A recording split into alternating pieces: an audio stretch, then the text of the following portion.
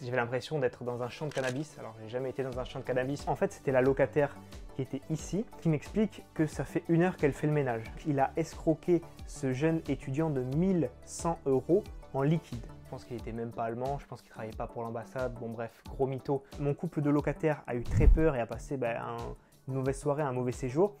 Salut à toi, c'est Rémi, j'espère que tu vas bien. Bienvenue dans cette nouvelle vidéo sur ma chaîne YouTube. On se trouve dans un de mes appartements en location courte durée et il m'est arrivé une mauvaise aventure récemment avec cet appartement. Une personne a dégradé le logement, l'a sous-loué illégalement et a escroqué plus de 1 000 € à un pauvre et jeune étudiant. Je vais te raconter ça dans cette vidéo.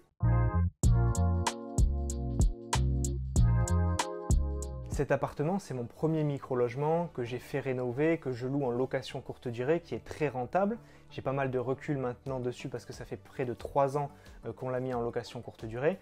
Il m'est arrivé des bonnes choses, des moins bonnes choses, et la pire, c'est vraiment cette sous-location illégale et la personne qui a un petit peu dégradé tout l'appartement. Cet appartement, il fait 13 mètres carrés, je l'ai acheté 45 000 €, j'ai à peu près 57 000 € d'emprunt. J'avais pas vu tout à fait juste au niveau travaux, donc j'avais dû rallonger de 4 000 € de ma poche en plus du crédit. Et c'est un appartement que je loue en location courte durée. Pourquoi j'ai fait ça? Parce que j'ai acheté une surface plus petite et je viens concurrencer des appartements plus grands, type 20-25 mètres carrés. Cet appartement, c'est un très beau produit qui est très rentable. Il est 100% délégué. Il y a certains mois où on est monté à plus de 1 400 € de loyer sur cet appartement pour un seulement 13 mètres carrés. Je vais te donner un petit peu de contexte sur cette sale histoire qui m'est arrivée. Ma gestionnaire prenait des vacances. En général, on délègue à quelqu'un d'autre pendant qu'elle est en vacances, sauf que pendant cette période, j'étais sur place et j'avais pas forcément beaucoup de travail et beaucoup de choses à gérer. Donc je me suis dit, je vais reprendre la gestion pendant les 2 semaines où elle est en vacances tout simplement. Alors forcément, c'est beaucoup de travail, c'est assez chronophage, mais je pouvais quand même faire mes autres activités à côté. Ce qui s'est passé, c'est que ma gestionnaire, avant que je reprenne ses activités pour 2 semaines, elle m'a briefé, elle m'a dit qu'il y avait tel appart qui était vide, tel appart où il y avait quelqu'un qui était rentré, et dans celui-ci, il y avait une personne qui était rentrée il y avait 2-3 jours, quelque chose comme ça. Cette personne, c'était quelqu'un avec une très bonne communication, très sympa, très avenant, qui travaillait pour l'ambassade. Voilà, un profil nickel. Alors, ce qui s'est passé, c'est que cette personne, au fur et à mesure de son séjour, je devais la faire sortir, donc je voulais faire une sortie en physique.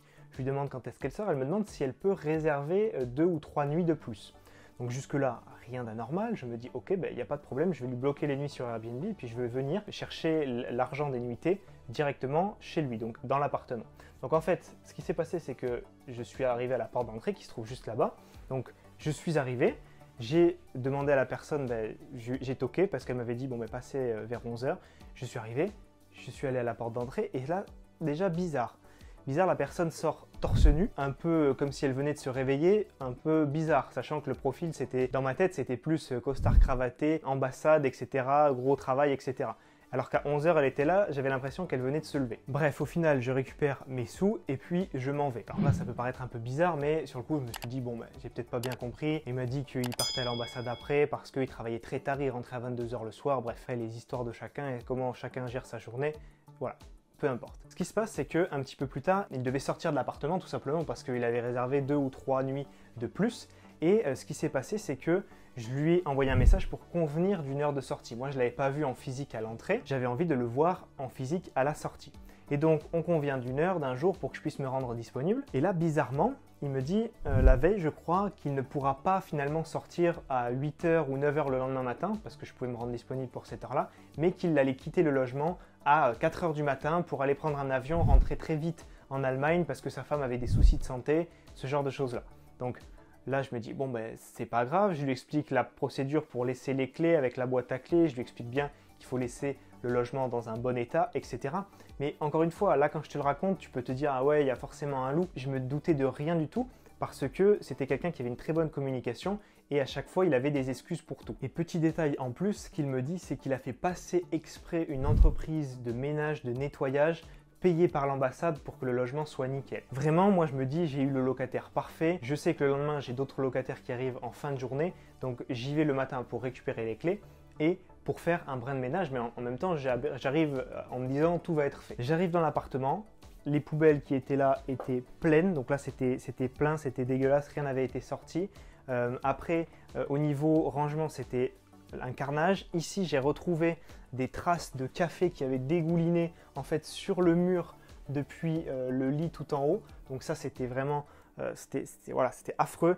La machine à laver, il y avait encore le tapis de bain, il y avait de l'eau partout dans la salle de bain. C'était vraiment pas du tout bien entretenu et loin de ce que j'espérais en rentrant dans le logement. Au final, je pensais rester 15-20 minutes parce que le ménage était fait. Résultat, j'y ai passé 2 heures.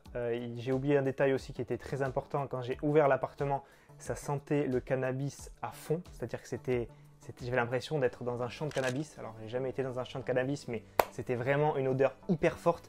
J'ai ouvert la fenêtre pendant que je faisais le ménage. J'ai essayé de mettre plein de produits ménagers, que tout sente bon, mais c'était infernal. J'ai pas pu enlever l'odeur en seulement 1 heure de temps. J'ai fait de mon mieux. J'ai essayé de faire du ménage, mais j'ai essayé un peu désespérément. Il y avait vraiment trop de choses. Et après, j'avais des rendez-vous et la locataire arrivait le soir même. Ce que je fais, c'est que j'essaye de contacter l'Allemand qui était là justement dans ce bien. Alors, je pense qu'il était même pas allemand. Je pense qu'il travaillait pas pour l'ambassade. Bon, bref, gros mytho. Mais là, je me suis fait avoir comme il faut. Pas de réponse. Ensuite, je me dis, ok, bon, ben, la locataire va arriver. Je fais son entrée dans les lieux, je lui explique que voilà l'odeur, vraiment j'ai aéré, j'ai fait de mon mieux, elle le sent forcément, hein, c'est pas quelque chose qu'on peut cacher. Donc je lui dis cache direct. Et ce qui se passe, c'est que après, je me dis bon, ok, c'est pas super, c'est une mauvaise histoire qui est en train de m'arriver, mais j'espère vraiment que voilà, ça va s'arrêter là. La journée avance, la locataire arrive dans l'après-midi et moi je me souviens à ce moment-là je vais à la salle de sport. Donc je vais à la salle de sport aux environs de 18 h je crois et pendant ma séance je vois un numéro qui m'appelle, je ne connais pas. Je réponds, en fait c'était la locataire qui était ici qui m'explique que ça fait 1 heure qu'elle fait le ménage dans l'appartement et que voilà, elle m'envoie des photos, voilà, les lingettes étaient sales, bon, elle a essayé de faire beaucoup de ménage. J'avais fait ce que j'avais pu, je suis pas le meilleur aide-ménager du monde, mais j'avais vraiment fait ce que j'avais pu et elle en avait fait encore beaucoup d'autres. Donc là je me dis, ça sent pas bon parce que franchement la locataire va être très déçue, je le comprends. Elle me dit simplement, ok, je peux comprendre, vous aviez un locataire pas respectueux avant, mais par contre, je veux au moins pas payer les frais de ménage parce qu'elle a fait elle-même le ménage. Je me dis, ok, elle a l'air cool, c'est gentil, tant mieux. Je vais en parler à ma gestionnaire, on va lui rembourser les frais de ménage. Cette locataire, elle avait réservé pour 2 personnes. Donc elle qui était arrivée un petit peu assez tôt dans l'après-midi et son copain qui l'a rejoint un peu plus tard dans la soirée. Donc ça, c'était son copain l'a rejoint après l'appel qu'elle m'a fait pendant que j'étais à la salle de sport. Ensuite, je rentre chez moi, je me dis... J'avais quand même le palpitant, j'étais stressé, ça m'avait pas vraiment plu cette histoire. Et là, le soir, c'est le même numéro qui m'appelle, je dirais vers 20 h ou 21 h, quelque chose comme ça. Et en fait, au bout du fil, ce n'est pas la locataire, c'est son copain qui m'explique qu'en fait, ils étaient tous les deux dans le canapé où je me trouve, en train de regarder la télé tranquillement. Et qu'ils ont commencé à entendre un peu gratter au niveau de la porte. Et en fait, ils sont allés voir. Et il y avait une personne et un ami à lui, donc deux garçons, qui essayait de rentrer dans l'appartement tout simplement. Et là, je pense que le copain de la locataire a un peu bugué et il a dit mais qu'est-ce que vous faites? Pourquoi vous faites ça? Nous on a loué cet appartement sur Airbnb, il est à nous pour quelques nuits. Et la personne lui explique que non, c'est son appartement, que le propriétaire vient de lui louer, qui lui a laissé les clés et le vigique pour rentrer. Donc là, en fait, son copain, il m'appelle et il m'explique ça au téléphone. Donc je lui dis de rattraper les deux gars qui étaient venus pour leur demander leur numéro, voilà, qu'on échange parce que j'ai compris que là, il y avait un truc qui était vraiment pas cool et assez louche. Et du coup, en fait, il m'explique que la personne, donc l'Allemand, pour simplifier, l'Allemand qui était là, l'ambassade, etc., t'as compris, l'Allemand, il a pris des photos de mon appartement, il les a mis sur Facebook. Il a trouvé des gens qui sont venus visiter, il a fait un faux contrat, il a utilisé un faux nom et il a pris, donc il louait 550 € le mois pour cet appartement en meublé. Il disait qu'il sous-louait son appartement pendant qu'il partait à l'étranger. Il a pris 550 € par mois plus la même chose en caution. Donc il a escroqué ce jeune étudiant de 1100 € en liquide. Alors ça déjà c'est quelque chose qu'il ne faut pas faire, hein. On ne te demandera jamais en tant que propriétaire, on ne demandera jamais à un locataire de payer en liquide. Si c'est le cas, c'est louche, il vaut mieux passer son chemin. La personne n'avait pas les bonnes clés, donc ça veut dire que le locataire, il a peut-être essayé, l'Allemand, de refaire les clés, mais j'ai des clés qui sont difficiles à refaire. J'ai une carte avec un code, un identifiant, etc. Donc il lui a donné une fausse clé. Je ne sais pas trop comment il lui a montré, mais il a dû fermer la porte en faisant croire qu'il avait fermé avec la bonne clé. Il lui a donné une mauvaise clé. Il lui avait donné un code aussi pour rentrer qui n'était pas le bon. Il lui a donné un faux vigique qui ne marchait pas dans cette résidence. Donc le gars, il a cru vraiment dur comme fer et il pensait rentrer chez lui. Donc lui, il a été escroqué.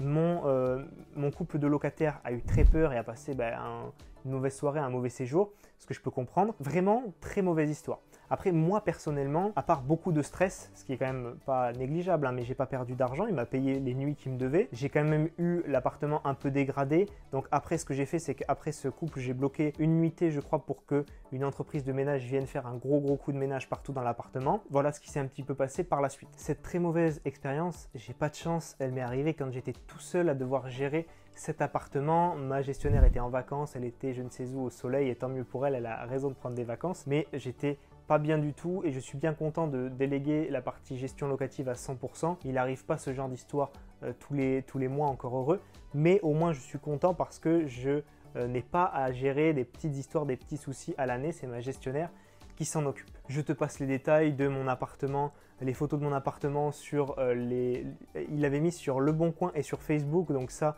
c'est la personne qui s'est fait escroquer, qui avait les screens, etc., qui avait pris les photos. Je te passe aussi sa carte de l'ambassade allemande qui je pense est fausse à 100%, mais je pense que cette personne fait ça tout le temps. On a déposé plainte, personne ne l'a retrouvé.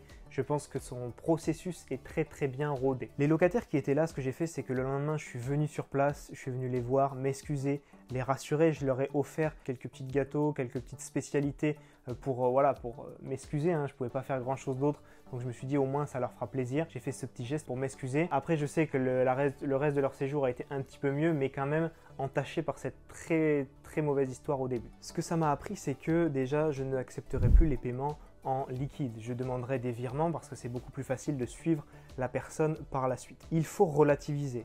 Dans 99% des cas, ça se passe bien et c'est pas pour ça qu'il faut pas se lancer. Je n'ai pas perdu grand chose dans l'histoire, même si voilà, ça m'a fait beaucoup stresser. Quand même beaucoup plus de positifs dans cet appartement et dans tous mes appartements que de négatifs. Ce n'est pas pour ça qu'il ne faut pas se lancer. Des problèmes, quoi qu'il arrive, tu en auras. Si tu veux faire de l'immobilier et que tu penses que tu peux avoir zéro problème, ne te lance pas. Quoi qu'il arrive, tu en auras. Je ne peux pas te dire quand, comment, mais c'est sûr que tu en auras. Ce qui va se passer, c'est que ça va t'apporter, ça va te faire progresser. Tu sauras comment réagir plus tard quand tu auras d'autres soucis de ce type. Donc c'est important, ça passe par là, c'est du terrain, c'est de l'apprentissage. Tu commences à me connaître maintenant, si tu suis mes vidéos depuis 4 ans, je ne suis pas là pour te montrer que tout est beau, tout est rose. On n'est pas là pour te dire achète un appart, puis un autre appart, donc 2 apparts en location courte durée, et puis tu peux quitter ton emploi, tu es rentier, tout va bien.